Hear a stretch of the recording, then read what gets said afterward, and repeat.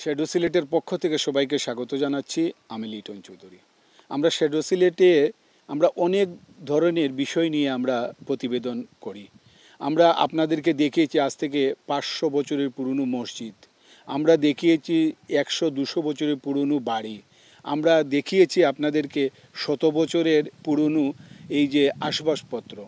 এই বিষয়গুলো নিয়ে আমরা আসলে সবসময় কাজ করার চেষ্টা করি, কারণ আমরা এটা মনে করি যে বর্তমান প্রজন্ম কিংবা ভবিষ্যৎ প্রজন্ম জানুক সিলেটের পূর্বপুরুষরা কীরকম বাড়িতে বসবাস করতেন, কীরকম জিনিসপত্র তারা ব্যবহার করতেন। দর্শক, আজকে এই বিষয় নিয়ে আমরা কথা বলবো না, তবে হ্যাঁ, আজকে আমরা শতবর্ষী একটি বিষয় নিয়ে কাজ করব বা আপনাদেরকে দেখাবো। আমার পেছনে যে বাড়িটি দেখছেন বা এই ঘরটি দেখছেন, এই ঘরে একজন মানুষ বসবাস করেন। তার বর্তমান বয়স বাংলাদেশের যে জাতীয় পরিচয়পত্র আছে, সেই জাতীয় পরিচয়পত্র অনুযায়ী তার বর্তমান বয়স হচ্ছে 120 বছর। তাহলে আমরা বলতে পারি যে বিশ্বের সবচাইতে বেশি বয়স্ক মানুষটি আমাদের সিলেটের। তো আমরা আজকে কোথায় আসছি, এই মানুষটি কোন জায়গায় বসবাস করেন, এই বিস্তারিত এই প্রতিবেদনে থাকবে। তার আগে আমরা এই মানুষটার যতটুক পারি এই 120 বছর জীবনে তার কিছু স্মৃতি আমরা তার কাছ থেকে আমরা একটু জানবো, এবং তিনি এখন কিভাবে চলাফেরা করছেন, শারীরিকভাবে তিনি কতটুকু সুস্থ আছেন, এই নানা বিষয় নিয়ে আমরা আজকে এই প্রতিবেদনটি সাজিয়েছি। আপনারা আমাদের সাথে থাকবেন এবং এই আজকে আমরা একটি বলবো যে এটা এই বৃহত্তর সিলেটের মানে গৌরব না, এটা পুরো দেশের গৌরব যে বিশ্বের সবচেয়ে বেশি বয়স্ক মানুষটি এই বাংলাদেশের কিংবা বৃহত্তর সিলেটের। তো বৃহত্তর সিলেটের কোন জায়গায়, এই বিষয়টাও আমরা জানাবো। তো আপনারা আমাদের সাথে থাকুন। আমরা এই 120 বছর বয়সী যে মানুষটি বাড়িতে বা এই ঘরে বসবাস করেন, আমরা তার সাথে কথা বলবো।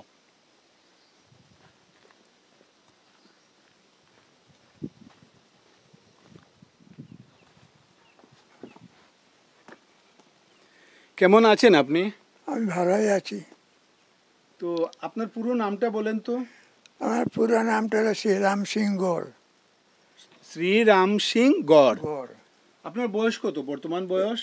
বয়স তো আমার আইডি-কার্ডে 120, আমার তো 135 বছর হয়। মানে আপনি বলছেন যে আপনার ন্যাশনাল যে আইডি কার্ড আছে, সে আইডি কার্ড অনুযায়ী আপনার 120 বছর। 120 বছর। আর এমনিতে আপনার বয়স কত বলছেন আপনি? 135। কত সালে আপনি জন্মগ্রহণ করেছিলেন? জন্মগ্রহণ করেছিলাম এটা আমি জানি না, তবে এই যে ব্রিটিশের যুদ্ধ হলো, প্রথম যুদ্ধ যে, এটা দেখছি। আচ্ছা। হ্যাঁ, যে সময় ব্রিটিশে যদি আমার দেশটাকে, আমার দাদু বাবা এরা দেশটাকে আলিয়া প্রথম অবস্থা টিপা বাগান খুলছে। আচ্ছা। তারপরে এখান থেকে আমার জন্ম হলো বিদ্যাবিলে। এখন কত সালে জন্ম হয়েছে এটা তো কোন জায়গায় জন্ম হয়েছিল? বিদ্যাবিলে। বিদ্যাবিলিটা কোন জায়গায়? এই যে বিদ্যাবিল, ওই টিলা থেকে দেখা যায় বিদ্যাবিল। আচ্ছা, সেখানে জন্ম হয়েছিল। হ্যাঁ, এখানে আমাদের ঘর বাড়ি সব কিছু ছিল। 65 ইংরেজিতে যুদ্ধ হইল, একটা গুলাগুলি হইল। ফৌজের সঙ্গে আমি ছিলাম, একটা ড্রাইভার ছিল। যে সময় ফৌজকে হাওয়া দেখে মারা গেলে গুলি, তার সময় আমরা ভাগাভাগি চলে এলাম। আমাদের সামনে গোলাগুলি হয়েছে, তখন আমরা এই এরকম কাপড় একটা আর গঞ্জি একটা গামছা আর কিছু না। ঘরে তো সম্পত্তি ধান 250 মণ 200 মণ ধান, ভোজ 12-13টা, গরু 35টা, এই সমস্ত ছাড়িয়া সব চলে আসি। ঘরে গিয়া পড়তে দেখি যে 3 দিন পরে ঘরে গেছে, দেখি যে কোনো কিছু নেই, সব একদম ঘরের বিচিকিচ্ছা। আমাদের কাগজপত্র যা ছিল সব শিয়াচুরিকে আগুনে পুড়ে শেষ করে দিয়েছে। তারপরে এখন সেখান থেকে আমরা এইখানে এলাম। এইখানে আনি 700 ইংরাজিতে, এই বাড়িতে। এই বাড়িতে 700 ইংরাজিতে কোম্পানি আনি আমরা এখানে বসাইলাম। তো আপনি কতটুকু লেখাপড়া করেছেন? ক্লাস 3 পর্যন্ত করতে পারছি, আর পারছি না। তো কোন স্কুলে পড়েছেন? Srimangal high school, Victoria high স্কুলে। তো সেই সময়ে আপনি কিভাবে স্কুলে যেতেন আর আসতেন? আমি এখান থেকেই ওই 2 নম্বর শ্রীমঙ্গলে হাই স্কুলে 2 নম্বর পুলের পশ্চিমে এক ঠাকুর বাসা ছিল। আচ্ছা, সেই ঠাকুরের বাসায় আমাকে নিয়ে এখানে রাখে দিত। এখান থেকে আমি পড়তাম। ঘর থেকে আমার সব খানি খোরাকি যাবতীয় যাইতো। আমি সেখান থেকে সাকিয়া স্কুল পড়তাম। তো আপনি বাগানে কত বছর কাজ করলেন? বাগানে তো আমি যেতে বাবা মারা গেলে তার পরিবর্তে 55 বছর পরে আমি কাজ আরম্ভ করলাম আর কি বাগানে। তো আপনার ছেলে সন্তান কয়জন? আমার ছেলে হচ্ছে 5 ছেলে 3 মেয়ে আচ্ছা, এই সংসারে। আচ্ছা, আর আগের সংসারে ছেলে ছিল 4 জন। আচ্ছা। খালি একটা মেয়ে রইল, সব বউ মারা গেল, লড়কা বাচ্চা মারা গেল। তো বউ যখন মারা গেল তখন বউয়ের বয়স কত ছিল? এই সময় তার বয়স 35-37 এরকম হইব। আর যে ছেলেটা মারা গেছে আপনার বড় ছেলে, তার কত বছর বয়সে মারা গেছে? এই বড় ছেলেটা হ্যাঁ, 55 বছর তার আচ্ছা, আপনার বড় ছেলে 55 বছরে মারা গেছে। মারা গেছে। আচ্ছা, তো আপনার এখন শারীরিক অবস্থা কেমন? শরীরিক অবস্থা আমার ভালো আছে। একটা আমি কিছু কানও কম শুনি, চোখে কিছু ঝাপসা দেখায়, আর পেটের অসুখে কিছু ভুগি, নাহলে এমনি ভালো আছে। ভালো আছে। আপনি কি জানেন যে আপনি পৃথিবীর সবচাইতে বয়স্ক একজন মানুষ? আপনার বয়সী কোনো মানুষ নেই পৃথিবীতে। এই বিষয়টা জানার পর আপনি কি বলবেন? এই বিষয়ে জানা কোনো ঈশ্বরে আল্লাহ যেভাবে আমাকে রাখেছে আমি সেটাই বলবো। আর যাতে আমার এই যে নাতি প্রতিভা ছেলে মেয়ে যাতে বিশ্বে জানতে পারে যে মানুষটা যে ভালো থাকুক। তো আপনি আর কত বছর ঈশ্বরের কাছে চান বাঁচার জন্য? এখন ঈশ্বরের ইচ্ছা, কতদিন রাখবে কিনা রাখবে এখন আমিও বলতে পারি না যে 10 বছর কি 20 বছর আগে বলে। এটা আমিও বলছি প্রভুর ইচ্ছা। আচ্ছা, আপনি তো পৃথিবীর সবচাইতে বয়স্ক মানুষ। এই বয়স্ক মানুষ আপনি জানার পর আপনার এখন কি ইচ্ছে একটু বলবেন? আমি চাই এখন যেমন সারা বিশ্বে যেমন আমার নাতি পুতি সারা সবাই যেন জানবে যে বয়স্ক মানুষ একজন আছে অমুক জায়গাতে। আপনি চান কি যে পৃথিবীর সবাই জানুক? সবাই জানুক, পৃথিবীতে যাতে সবাই জানুক। তো এখন আপনি কি কি কাজ করতে পারেন? পাঙ্খা বানায়, সুপ টুকরি বানায়, সব কিছু বানাতে পারি। আগে শিখছিলাম, বিদেশে থাকতে টিপলার সঙ্গে থাকতাম, মানে ওই সময় টিপলার সঙ্গে গরু ভোঁস বাগালি করতাম। ইন্ডিয়া আমরা বাংলাদেশ সময় ইন্ডিয়া ছিল না, ত্রিপুরা ব্রিটিশ স্বাধীন, এই 2টা রাষ্ট্র ছিল। সময় কোনো গণতন্ত্র নাই, ছিল না। 20 বছর জীবনে আপনার কোন স্মৃতিটা আপনার সবচেয়ে বেশি মনে পড়ে? কোন বিষয়টা আপনার সবচেয়ে বেশি মনে পড়ে এখনো? কোন বিষয়টা সবচেয়ে বেশি মনে পড়ে কি বলবো, আমার তখন ইচ্ছা যে প্রভু আমাকে কিভাবে কি করবে কিনবে, এটাই আমার ইচ্ছা। আর যাতে আমি সুখ শান্তি মতো আমি যেমন যেতে পারি প্রভুর কাছে, এইটাই আমার ইচ্ছা। মৃত্যুর আগে যেমন সুখ শান্তিভাবে আমি যাইতে পারি। এখন কি আপনি সুখে আছেন? এখন তো আমি প্রভুর ইচ্ছায় সুখেই আছি। পৃথিবীর সব বাচ্চাদেরকে কি বলবেন? ভালো কথাই বলো, তারাকে আশীর্বাদ দিব, ভালো চলো, কার সঙ্গে ঝাঁকিঝাড় করিও না, রীতিমতো সবের সঙ্গে ভাই বন্ধু হয়ে চলো দুনিয়াতে, এটাই বলো। আর কি বলবো, আর তো বলবার আমার কোনো কিছু নাই। দর্শক, আমরা এই 120 বছর বয়সী রামসিংগরের হাতের বাংলা এবং ইংলিশ লেখাগুলো আপনারা দেখছেন, এবং আমরা কি সুন্দর করে লিখছেন তিনি। এই দেখুন, আসলে চশমা ছাড়া 120 বছরে বয়সে চশমা ছাড়া এরকম এই বাংলা এবং ইংলিশ লেখা তিনি কি সুন্দর করে লিখছেন। আমরা অবিশ্বাস্য বলবো এই বিষয়টাকে।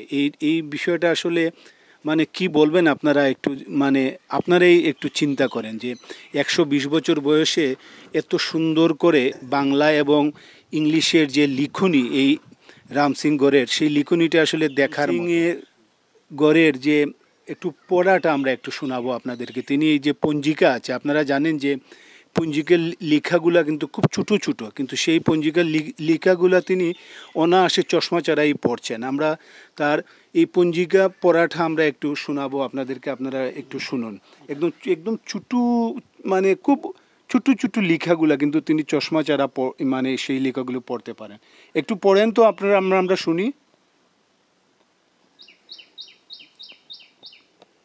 ব্রতের পূর্ব দিনে খার সংযম করিয়া ব্রত দিনে প্রাত কীর্তাদি সমাপনস্তে শাস্তি বচন পূর্বক সংকল্প করিবেন। শান্তি শাস্তি বর্তমান কথা যথা নম কর্তব্য হস্মিন বিপত্তারিণী ব্রত কর্মাণি পূর্বহং ভবস্তে বুব্রত ইত্যাদি সংকল্প বাক্য বিষ্ণু নমস্তে সারে মাসি শুক্লপক্ষে অমুক তিথু অমুক। আচ্ছা, আপনি একটু বলেন আমাদেরকে কি পড়লেন এতক্ষণ? এটা হলো বিপত্তারিণী ব্রতের। আচ্ছা, বইটার নাম কি? ওইটা পঞ্জিকা। কি পঞ্জিকা? ওইটা লোকরাজ পঞ্জিকা ডিরেক্টারি। এই পড়তে আপনার সমস্যা হয়েছে? সমস্যা হয় তোরা সমস্যা হয়? চশমা ব্যবহার করেন না? চশমা তো নাই, তো ব্যবহার করবো বলছো। চশমা ছাড়াই এগুলো করেন? হ্যাঁ। আচ্ছা।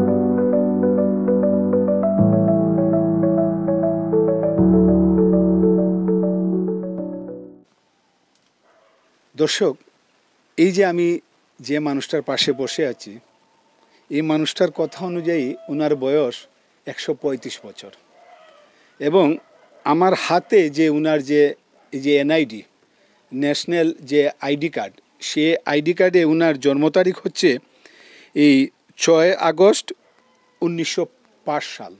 তার মানে এই ন্যাশনাল আইডি কার্ড অনুযায়ী ওনার বয়স 120 বছর। তিনি হচ্ছেন রাম সিং। এই রাম সিংয়ের সাথে আমরা কথা বলছি, এবং আমি জানি না আমি এই পৃথিবীতে কতদিন বাঁচব, কিন্তু একটা জিনিস আমি একটু মানে আমার গৌরব হচ্ছে আজকে, যে একজন যে 135 বছর কিংবা 120 বছরের এই জীবিত এই মানুষটাকে একটু স্পর্শ করে আমি দেখছি। আর এই স্পর্শ করার যে আনন্দটুকু, সেটা আসলে আমি পেয়েছি এই শ্যাডো সিলেটের যারা আপনারা দেখেন, আপনারা যারা পরামর্শ দেন, আপনারা যারা সহযোগিতা করেন, আপনাদের জন্য। সেটা হয়তো বা প্রশ্ন করতে পারেন কিভাবে। যদি আজকে শ্যাডো সিলেট পেজে আমি কাজ না করতাম, তাহলে কিন্তু এই মানে এই রকম সিলেট থেকে সিলেটের প্রত্যন্ত এলাকায় ঘুরে ঘুরে মানে বিভিন্ন জিনিসগুলোর সাথে পরিচয় হতাম না, কিংবা আজকে সৌভাগ্যক্রমে এই যে 120 বছর এনআইডি কার্ড অনুযায়ী যার বয়স, এবং তার নিজের কথায় তার বয়স 135 বছর, এই মানুষটাকে স্পর্শ করতে পারতাম না। সব কিছু অবদান কিন্তু আপনাদের। এখন আমরা একটু অনুরোধ করব সবাইকে, যে আপনারা যারা বাংলাদেশি আছেন, বিশ্বের যে যেখানে আছেন, এই মানুষটাকে একটু পরিচয় করিয়ে দেন আপনারা। বৃহত্তর সিলেটের মৌলভীবাজারের এই যে মানে চায়ের রাজধানী বলা হয় শ্রীমঙ্গলকে, সেই শ্রীমঙ্গলের একদম শেষ পর্যায়ে, মানে উনার বাড়ি পড়ে আর বাংলাদেশ নেই, এই পার্শ্ববর্তী দেশ ভারত। সেই মানুষটা 120 কিংবা 135 বছর যাবৎ এখানেই পড়ে আছেন, কেউ জানে না। আমাদের রাম সিংয়ের বয়স যদি আমরা ন্যাশনাল আইডি কার্ড অনুযায়ী বলি 120 বছর, আর যদি তার মুখের কথা বলি 135 বছর, কিন্তু তার নামটি এখনও গ্রিনিজ বুক অফ ওয়ার্ল্ডের জায়গা হয়নি। এই বিষয় নিয়ে যারা কাজ করেন, যারা এই বিষয়টা জানেন বুঝেন, আপনারা দয়া করে একটু, বিশেষ করে আমরা বৃহত্তর সিলেটের কথা বলছি না, মৌলভীবাজারের কথা বলছি না, শ্রীমঙ্গলের কথা বলছি না, আমরা পুরো দেশের কথা বলছি, যে আমাদের দেশের আমরা গৌরব করতে পারি যে আমরা বাংলাদেশের একজন রাম সিং, তিনি পৃথিবীর সবচাইতে বয়স্ক মানুষ। দর্শক, আমরা এই বিশ্বের সবচাইতে বয়স্ক যে মানুষটি, তিনি হলেন এই রাম সিং গড়। তো আমরা রাম সিং গড়ের ঘর থেকে আমরা বের হলাম তার সাথে কথা বলে বলে, এবং তার কাছ থেকে অনেক বিষয় আমরা জানতে পারলাম। তার বয়স হচ্ছে 6 আগস্ট 1905 সাল, তাহলে তার বর্তমান বয়স 120 বছর। তিনি বলছেন যে তার বয়স 135 বছর, কিন্তু আমরা তারটাও সঠিক ধরে নিলাম, এবং এই যে বাংলাদেশ সরকার কর্তৃক যে জাতীয় পরিচয়পত্র, সেটাও যদি আমরা ধরে নিই তাহলেও কিন্তু তিনি বিশ্বের সবচেয়ে বয়স্ক মানুষ।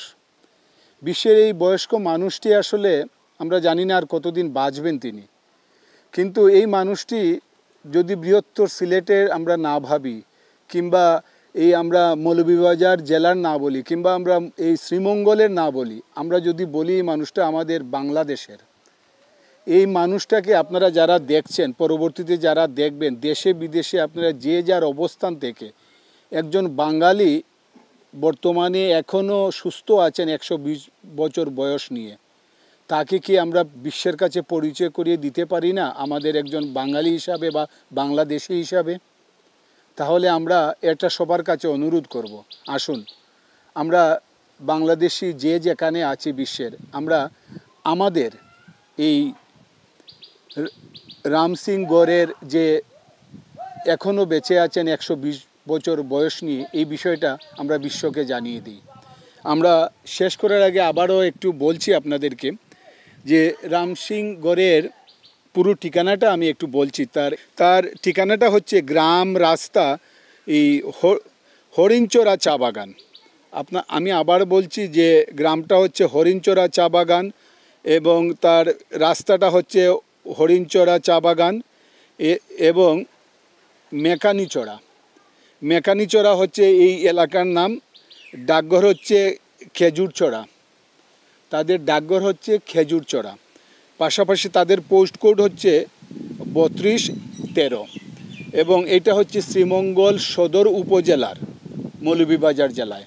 তো আমি পুরো ঠিকানাটা আমি বলছি আপনাদেরকে, আপনারা যদি কেউ আসতে চান চাইলে আসতে পারেন, কারণ এই রাম সিং গড়ের বাড়ির পরে আর কোনো বাড়ি নেই, কিংবা বাংলাদেশে নেই, পার্শ্ববর্তী দেশ ইন্ডিয়া। তো এই বাড়িটাই শেষ বাড়ি আমরা বলবো, এই বিশেষ করে মৌলভীবাজার জেলার কিংবা সিলেট বিভাগের শেষ বাড়ি বলবো আমরা এটা, যে এই বাড়ি পরেই আর মৌলভীবাজার জেলা নেই, কিংবা বাংলাদেশও নেই, পার্শ্ববর্তী দেশ। সেই জায়গায় তিনি এখনও মোটামুটি আমরা বলবো সুস্থ আছেন, এই রাম সিং গড় 120 বছর বয়স নিয়ে। তো এই বিষয়টা আমরা আশা করি যে আপনারা যারা দেখছেন, পরবর্তীতে যারা দেখবেন, আপনারা যে যার আইডি থেকে মানে সবাই একটি করে শেয়ার দেবেন, এবং আপনি এবং আপনার পরিবারের যারা আছে, এই প্রজন্মের যারা আছে, কিংবা ভবিষ্যৎ প্রজন্মের জন্য এই মানুষটি একটি উদাহরণ হতে পারেন। তাই আসুন আমরা আসলে যে যেখানে থাকি, যে দেশেই থাকি, যে অবস্থাতেই থাকি, আমরা আমাদের এই সিলেটের কিংবা এই বাংলাদেশের মানে গৌরব আমরা বলতে পারবো এই রাম সিং গড়। এই রাম সিং গড়কে আমরা বিশ্বর কাছে পরিচয় করে দেওয়া আমাদের একজন বাংলাদেশি হিসাবে আমাদের দায়িত্ব এবং কর্তব্য। সবাই ভালো থাকবেন, সুস্থ থাকবেন এবং নিরাপদে থাকবেন।